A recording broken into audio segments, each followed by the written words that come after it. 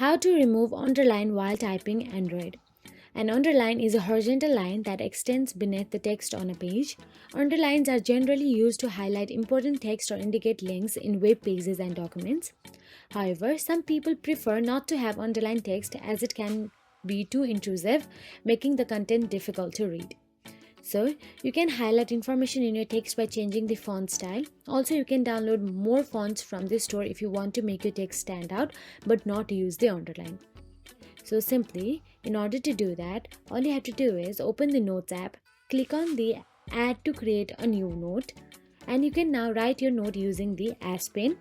And after writing, click on a T symbol beneath on your screen to convert your writing to text. Draw the arrow down or up to select your written text.